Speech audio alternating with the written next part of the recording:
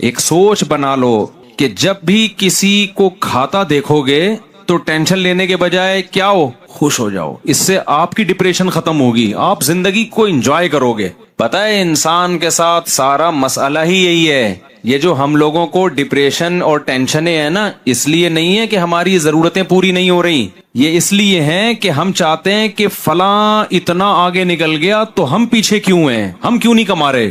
ساری ٹینشن اس کی ہے. یہ کمپٹیشن ختم ہو جائے نا، ساری دنیا سکون میں آ جائے.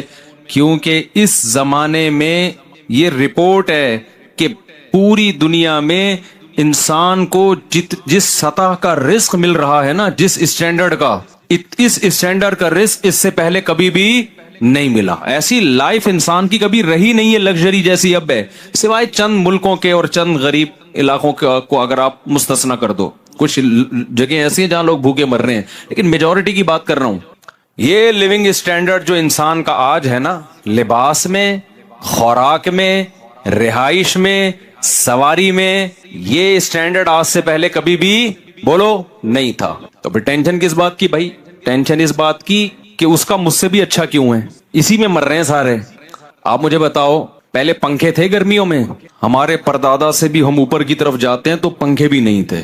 بہت مالدار لوگ ہوتے تھے جو ملازم رکھتے تھے، جو یوں یوں یوں یوں بیٹھ کے پنکھے چلاتے رہتے تھے. جیسے ہی وہ ہٹا تو بس گرمی سے پسینہ نکلنا شروع. میں نے ایسے گاؤں میں ٹائم گزارا ہے جہاں لائٹ نہیں ہے، گرمیوں میں بھی وہاں ٹائم گزارا تو مجھے اندازہ ہوا کہ ونس اپون اے ٹائم لوگ کیسے رہا کرتے تھے بھائی، کیسے رہا کرتے تھے یار. لیکن پھر بھی رہتے تھے. کیا آج جو خوراک میسر ہے پہلے میسر تھی؟ پہلے مرغی کھانا یہ مالداروں کا کام تھا. کہتے ہیں مرغے کھا رہا ہے. اب چکن بریانی ہر ٹھیلے پہ مل رہی ہے. غریبوں کا کھانا ہے بریانی. تو ہم تھوڑا سا بیانات میں تعریفیں کر کے تھوڑا دوبارہ بریانی پہ لے آتے ہیں لوگوں کو. شادی بیاہ میں ولیموں میں بریانی پکا کرتی تھی.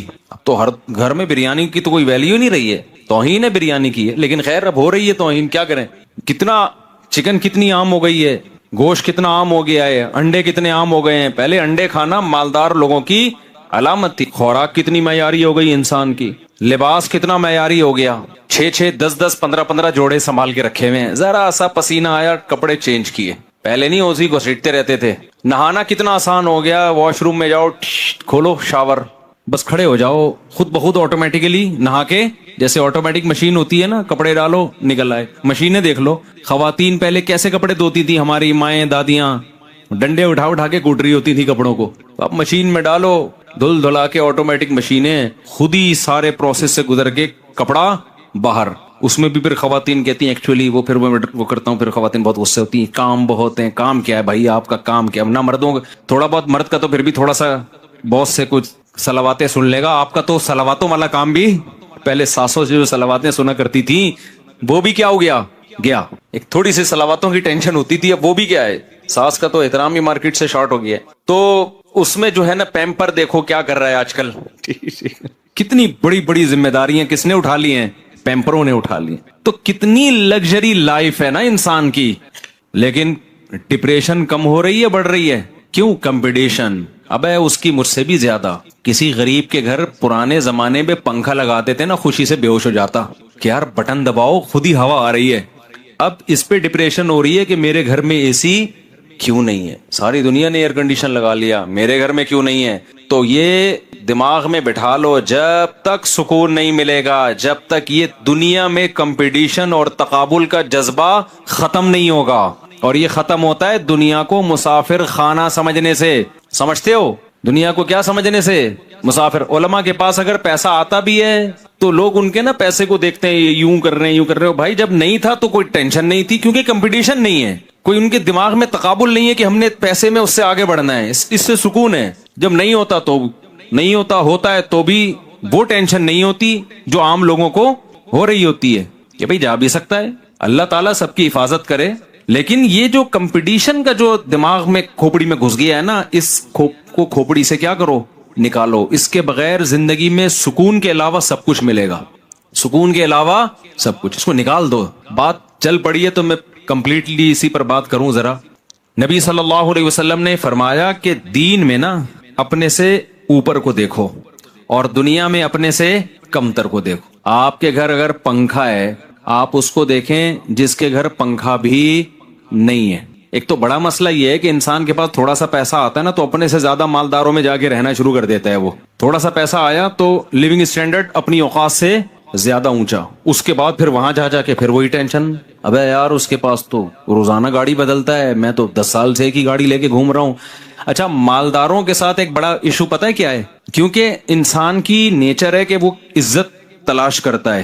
اب مالدار کے پاس جب پیسہ آتا ہے نا تو اس کو عزت مال میں نظر آتی ہے, کیونکہ جب دوست احباب آپس میں بات کرتے ہیں, ابے تو کیا خرید رہا ہے, ابے میں نے یہ اتنے کی گھڑی خریدی, میں نے یہ اتنے کا موبائل خریدا, میں نے اتنے کا پلاٹ خریدا, میں یہ تو عزت کا معیار کیا بن جاتا ہے؟ دولت. اب آپ کی عزت ہی دولت کی وجہ سے ہو رہی ہے تو آپ دولت پہ کمپرومائز نہیں کرو گے. پھر یار پیسہ نہ جائے بھائی, میری عزت کی کیا ہو جائے گی, ایسی کی تیسی. یہ چیز ہے جو دولت مند کو ڈپریشن میں لے کے جاتی ہے. اس کی تو عزت ہی کس بیس پہ ہو رہی ہے؟ دیکھو اس کی مثال دیتا ہوں, اس سے بات سمجھاتا ہوں, پھر اس کا علاج بھی بتاؤں گا. میں نے بہت زیادہ دولت مندوں میں یہ ڈپریشن دیکھی ہے. بعض دولت مند تو ایسے دیکھے اوپر سے مجھے کھسکے ہوئے لگے, وہ کہ کھسک گئے ہیں, ابھی صحیح نہیں رہے. وہ اتنا پیسہ آ گیا, اوپر کی سیٹنگ کیا ہو گئی, مجھے 2-3 دفعہ خیال ہوا کہ اسکرو پانا لگے, تھوڑی سیٹنگ کیا کرنی پڑے گی, ٹائٹ کرنی پڑے گی. کیونکہ مجھے ڈر ہوا کہ یہ تھوڑا عرصے میں بالکل ہی آؤٹ, کیونکہ ایک دفعہ دماغ گھومتا ہے نا تو اگر فوراً سیٹنگ پہ نہ آئے. بھائی مجھے ایک بات بتاؤ, گاڑی میں تھوڑا سا کام نکل آئے, فوراً ٹھیک کرا لو گے تو چلتی رہے گی 100 سال بھی.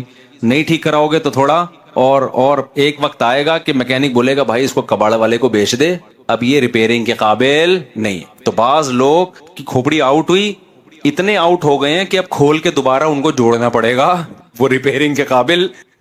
ایسے لوگ میرے پاس آتے ہیں, میں بتاتا ہوں کہ بھائی اب یہ ریپیئر نہیں ہو سکتا, بندہ یہ کھول کے دوبارہ کیا ہوگا, دوبارہ جوڑے گا. اب ہم تو جوڑ نہیں سکتے, اب فرشتے ہی جوڑیں گے اس کو, یعنی اس کو دوبارہ سے پیدا ہونا پڑے گا. ایسے بھی ہو جاتا ہے, کسی وجہ سے ہو نا, دماغ میں چوٹ لگنے سے ہو گیا, سمجھ میں بھی آتا ہے یار. آپ سمجھ رہے, میں مذاق کر رہا ہوں. دیکھو دماغ میں چوٹ لگی, پاگل ہو گیا, بات سمجھ میں آتی ہے. کوئی بہت بڑا غم آیا اس کی زندگی میں, اللہ نہ کرے, خاندان لٹ گیا, پاگل ہو گیا, سمجھ میں آتا ہے نا. بیٹھے بیٹھے پاگل ہو گیا یار, پیسہ آ رہا ہے تو پاگل ہو گیا, خواہشات ساری پوری ہو رہی ہیں, پاگل ہو گیا. ذرا سی بات پہ کیا ہو رہا ہے, انہیں خوشیوں کی وجہ سے بھی پاگل ہو رہا ہے, یا معمولی سی ٹینشن سے پاگل ہو رہا ہے. تو یہ بہت بڑا ایشو ہے کہ نہیں ہے؟ تو پھر وہ جب میں دیکھتا ہوں نا اس طرح کے لوگوں کو جو بات چیت, تو مجھے اندازہ ہوتا ہے کہ میں لوگوں سے کہتا ہوں کہ یار اپنے دوستوں سے کہ بھائی یہ بندہ اب ریپیئرنگ کے سے ٹھیک ہونے والا نہیں, اللہ ہی ٹھیک کر دے تو الگ بات ہے. اب یہ کمپنی میں جائے گا, اسے پورا کھلے گا, دوبارہ سے کیا ہوگا, جڑے گا, اس کے بعد یہ سیٹ ہو سکتا ہے. دین اللہ کی بہت بڑی نعمت ہے, سمجھتے ہو؟ تو وہ مسئلہ کیا ہوتا ہے ایسے لوگوں کے ساتھ کہ جو چیز عزت کا ذریعہ تھی اس کے جب چھننے کا خطرہ ہوتا ہے نا تو انسان کس میں جاتا ہے, ٹینشن. اب آپ مجھے بتاؤ, آپ کے پاس ایسے کیسز آئے ہیں نا کہ ایک کھلاڑی تھا, ترقی کرتے کرتے کہاں تک پہنچا, سلیکشن نہیں ہوئی. ایسے کرکٹ کے کھلاڑی ہیں, فٹ بال کے کھلاڑی ہیں, ہمارے جاننے والوں میں بھی بڑی محنت کرتے کرتے کرتے کرتے ایک مقام پر گئے, قومی ٹیم میں سلیکشن نہیں ہوئی, ڈپریشن سے پاگل ہو گئے. کیوں؟ ان کو لگا کہ یار جو چیز ہماری عزت کا ذریعہ تھی اب وہی نہیں رہا ہمارے پاس, تو اب ہمارے پاس تو کوئی اور ذریعہ ہے ہی نہیں. یہ جو ہمیں کھلاڑی کامیاب نظر آتے ہیں نا, یہ لاکھوں میں 11 ہوتے ہیں ٹوٹل. میرا خیال ہے 13 کھلاڑی ہوتے ہیں نا, 2 اسپیئر میں بھی کچھ گٹنا شٹنا دائیں بائیں ہو گیا, کوئی فارورڈ 15-16 ہوتے ہیں نا. تو یہ جو ہمیں نظر آ رہے ہوتے ہیں نا 15-16 کے کامیاب ترین لوگ, یہ 15-16 ہزار ناکاموں میں سے 15-16 کامیاب نکلے ہوئے ہوتے ہیں. اس لیے میں بار بار کہتا ہوں کھیل کود کو کبھی بھی اپنا اوڑھنا بچھونا مت بناؤ, کیونکہ ہم نے زندگیاں برباد ہوتے ہوئے دیکھی ہیں. لڑکا جو ہے نا کرکٹ میں لگا رہا پریکٹس کرتا رہا, پڑھائی میں نہیں ہے, وہ میں بڑا کھلاڑی بنوں گا, فٹ بال میں لگا رہا, دن رات ایک کر دیا, سلیکشن نہیں ہوا قومی ٹیم میں. اب زندگی کھپا دی فٹ بال میں اور کرکٹ میں, نہ ڈاکٹر بن سکے, نہ انجینئر بن سکے, نہ تاجر بن سکے, اب رکشا چلا رہے ہیں. نہیں آ رہی بات سمجھ میں؟ آ رہی ہے سمجھ؟ اب کیا چلا رہے ہیں, رکشا چلانا کوئی بری بات نہیں ہے, لیکن وہ ڈپریشن میں جاتے ہیں رکشے سے کہ ہم نے سوچا با کیا تھا, آ کہاں گئے, رکشے پہ آ گئے. تو یہ چیز اب دولت مند جو ہے نا اس کی عزت کس بیس پہ ہو رہی ہے, بولو؟ دولت, پیسہ. جہاں بیٹھے گا بھائی پیسہ بہت ہے میرے پاس, پیسہ اپنا دکھائے گا بھی. بعض دفعہ پیسہ کسی کاروباری ضرورت سے بھی دکھانا پڑتا ہے, وہ ایک الگ بات ہے. ہمارے ایک دوست ہیں, بڑا اللہ نے پیسہ دیا, انہوں نے اپنے پاس آئی فون رکھا ہوا ہے بغیر کور کے, سب سے لیٹسٹ. میں نے کہا بھائی بغیر کور کے آئی فون کیوں ہے؟ کہہ رہے ہیں بھرم ہے, گر گیا تو ٹوٹنے کا ہمیں غم نہیں ہے. میں نے کہا یار یہ کون سے بھرم ہے. کہہ رہے ہیں بھائی ہمارے پاس جب کوئی پارٹی آتی ہے نا ڈیلنگ کے لیے تو سیاست میں اس کو اپنی دولت دکھانی پڑتی ہے, ورنہ بڑے بڑے سودوں کی ڈیلنگ ہوتی ہے. یہ بھرم ایک الگ رخ ہے. جیسے میں نے کہا نا کہ بد اخلاقی بری چیز ہے, بھرم میں آدمی بڑی بڑی دھمکیاں دیتا ہے. میں نے ایک پورا جمعے کا بیان اس پہ کیا تھا کہ غصے میں یہ کہنا کہ بیگم میری کھوپڑی گھوم جاتی ہے غصے میں, تو یہ آپ کے پاگل ہونے کی علامت ہے. عقل مند آدمی کی غصے میں کھوپڑی نہیں گھومتی. غصے میں ہی تو آزمائش ہے کہ کھوپڑی اپنی جگہ پہ ہے کہ گھوم رہی ہے. کیا خیال ہے؟ ابے بھائی جو لڑکے عام طور پہ کہتے ہیں نا ابے تیرے بھائی کی کھوپڑی تجھے پتا ہے غصے میں تو گھوم جاتی ہے, ابے تیرا بھائی کو جب غصہ آتا ہے تو اصل میں وہ بتا رہا ہوتا ہے کہ میں گدھا ہوں. وہ کیا بتا رہا ہوتا ہے کہ میں کیا ہوں. یہ کوئی کمال نہیں ہے کہ غصے میں تمہاری کھوپڑی گھوم جاتی ہے. اصل میں تو کھوپڑی کے صحیح استعمال کا ٹائم ہی کیا ہے؟ غصہ. کہ اس وقت کتنا کنٹرول ہوتے ہو تم. نارمل حالت میں تو ہر آدمی کی کھوپڑی سیٹ رہتی ہے. جو پاگل قسم کے لوگ ہوتے ہیں غصے میں کھوپڑیاں گھومتی ہیں, پھر اوٹ پٹانگ قتل کر دیتے ہیں, طلاقیں دے دیتے ہیں, سر پھوڑ دیتے ہیں, گالیاں دینا شروع کر دیتے ہیں. اصل کمال کیا ہے؟ غصے میں آپ کیا ہو؟ اپنے آپ کو کنٹرول میں رکھو. لہذا میں نے بتایا تھا کہ یہ ڈائلاگ کہ غصے میں میری کھوپڑی گھوم جاتی ہے, یہ ڈائلاگ آپ کے گدے ہونے کی دلیل ہے. یہ کبھی نہ بولا کرو کہ غصے میں تیرے بھائی کی کھوپڑی گھوم جاتی ہے, تو اس کا مطلب آپ خود بتا رہے ہو کہ میں کیا ہوں, میں انسان نہیں, میں گدھا ہوں. جانور میں انسان میں یہی تو فرق ہوتا ہے. بیل کو دیکھا ہے, بھینسے کو جب غصہ آتا ہے اس کو کھوپڑی سائڈ رہتی ہے, گھومتی ہے, گھوم جاتی. تو آپ بھی بیل ہیں, اس کے کٹے ہیں آپ بھی. لیکن میں نے یہ بھی بیان میں بتایا تھا کہ سیاستن کبھی یہ کہنا پڑتا ہے بھرم کے لیے کہ غصے میں میری کھوپڑی, یہ روب کے لیے. مثال کے طور پر آپ کی شادی ہوئی, آپ بیگم کو روب میں لینا چاہ رہے ہو, آپ نے بیگم کو بتا دیا کہ بیگم ایک بات یہ میں تمہیں کان کھول کے سن لو کہ مجھے جتنا بھی غصہ ہے میں رہتا نارملی ہوں. تو جو خاندانی عورت ہوگی وہ کہے گی ماشاءاللہ اتنا اچھا ہے. جو غیر خاندانی ہوگی وہ کہے گی میرے کو بڑا بہترین قسم کا بیوقوف آدمی مل گیا. اس کے ساتھ جو بھی کر لو غصے میں ہمیشہ یہ کیا رہے گا؟ ٹھنڈا رہے گا. تو جو غیر خاندانی ہوگی وہ تو پھر وہ کچھ کرے گی آپ کے ساتھ. تو ایسے موقع پہ غیر خاندان, ہر عورت ایسی نہیں ہوتی, تو غیر خاندانی کو آپ بھرم میں لینے کے لیے, روب ڈالنے کے لیے آپ کیا کہیں گے؟ بیگم یہ کام نہ کرنا, کیونکہ اگر تم نے یہ کام کیا اور مجھے آ گیا غصہ تو اللہ سے پہلے کہو اللہ اوپر اوپر سے کہہ رہا ہوں میں ایسا ہوں نہیں, کیونکہ اللہ کو بہت غصہ آئے گا اس جملے سے کہ میں نے تو تجھے یہ کہا ہے کہ غصے میں کنٹرول کر. والکاظمین الغیظ, اللہ کہتے ہیں نیک لوگ غصے میں اپنے آپ کو کیا کرتے ہیں؟ کنٹرول. ان کی کھوپڑیاں گھومتی نہیں ہے. تو پہلے اللہ کو الگ سے بتا دو, اے اللہ میں بیگم کو کنٹرول میں لینے کے لیے اوپر اوپر سے ایک جملہ کہوں گا, دل میں میرے نیت نہیں ہو. تو کیونکہ اگر میں نے یہ کہہ دیا بیگم کے سامنے کہ غصے میں بھی میری کھوپڑی کنٹرول میں رہتی ہے, تو کھوپڑی تو کنٹرول میں رہے گی, بیگم کنٹرول میں بولو نہیں رہے. رپورٹ ہے یہ, بیگم کنٹرول میں نہیں رہے. خاندانی عورت تو رہے گی, اس کو تو ضرورت ہی نہیں ہے نا. ہر عورت تھوڑی, جیسے ہر آدمی ٹھیک ایک خاندانی نہیں ہوتا, تو ہر عورت کون سا ہوتی ہے؟ اچھے بری ہر طرح کی ہوتی ہیں. جو عزت دار عورت ہے نا اس کو آپ رسپیکٹ دیں گے, بیگم آئیے بیٹھیے, وہ اس کو اتنی قدر کرے گی ایسا اچھا میاں مل گیا. اور جو 2 نمبر خاندان سے آئی ہوگی نا اس کو آپ عزت دیں گے, وہ کہے گی بہترین بندہ ملا ہے, ٹھیک ہے نا, الو بنانے کے. خیر اب ایسا نہ ہو اپنے بیگموں سے شبہ کرنا شروع کر دو. تو اوپر اوپر سے آپ کہیں گے بیگم میں غصے میں میری کھوپڑی کنٹرول میں نہیں رہتی, یہ بھرم کے لیے. تو ایسے ہی بعض جملے متکبرانہ ہوتے ہیں, بعض طریقے متکبرانہ ہوتے ہیں, لیکن وہ سیاسی بھرم یا اور کوئی مصلحت کے لیے وہ اوپر اوپر سے ایکٹنگ کرنی پڑتی ہے, وہ ایکٹنگ کرنی پڑتی ہے. جیسے تکبر اللہ کو پسند نہیں ہے, لیکن میدان جنگ میں تواضع کا حکم نہیں ہے. حدیث میں آتا ہے کہ یہ جملہ نا شہنشاہ کہنا کسی کو کہ بادشاہوں کا بادشاہ, اللہ کو اس پہ غصہ آتا ہے کہ بادشاہوں کا بادشاہ تو اللہ ہے, یا انا اپنی میں ہوں, میں ایسا. یہ جملے کیا ہیں؟ الکبریاء ردائی. حدیث میں آتا ہے اللہ کہتے ہیں تکبر میری چادر ہے, جو اس میں ذرا بھی مجھ سے جھگڑے گا میں اسے رسوا کر دوں گا. جس کے دل میں ذرہ برابر کبر ہوا, حدیث میں آتا ہے جنت میں داخل نہیں ہوگا. موسیٰ علیہ السلام سے بنی اسرائیل نے پوچھ لیا تھا کہ بڑا عالم کون ہے, انہوں نے کہا میں ہوں, حالانکہ صحیح بات تھی, لیکن اللہ کو آپ کا یہ انداز پسند نہیں آیا. اتنی سی بات حضرت موسیٰ نے کہہ دی تھی کہ میں بڑا ہوں, عالم, اور بات بھی صحیح تھی, لیکن اللہ نے کہا کہ نہیں کہنا چاہیے تھا. کون بڑا ہے؟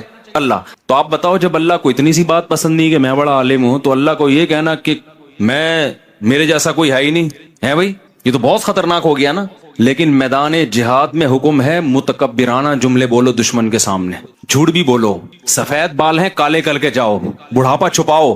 40 سال کے بعد بال کالے کرنا اسلام میں جائز نہیں ہے. مجاہد کو اجازت ہے میدان جنگ میں جا رہا ہے, سفید ہو گئے نا بال, کالے کر کے جا. ایسا نہ ہو دشمن تجھ سے جھاڑ پھونک دم کروانے کے لیے آ جائے کہ بابا, ان کے پاس بابے بھی آئے ہوئے ہیں, تو لڑ لو گے پھر. اسلام دین فطرت ہے نا, ہر چیز کو ایک موقع دیا ہے نا, کہ ایک موقع کی ایک چیز ہے نا. سارے سفید سفید بال والے آرمی کے چیف آئے تھے وہ جامعۃ الرشید, تو چیف نہیں تھے وہ, کیا تھے, D J I S P R. تو کسی نے کہا ان کے بال کالے ہیں. یہ انہوں نے کالا کولا لگایا ہوا ہے, اب پتہ نہیں لگایا ہوا تھا کہ یہ اوریجنل تھے, واللہ عالم. تو ہمارے استاذ نے کہا بھائی آرمی کا جو اتنا بڑا آفیسر ہو اس کو تو شریعت میں اجازت ہے بال کالے کرنے کی, تاکہ دشمن ملک جب دیکھیں تو بولیں یار ان کے فوجی کیا ہیں, ان پہ روب بیٹھے. تو میدان جہاد میں بال کالے کرنے کی بھی اجازت ہے. کیوں؟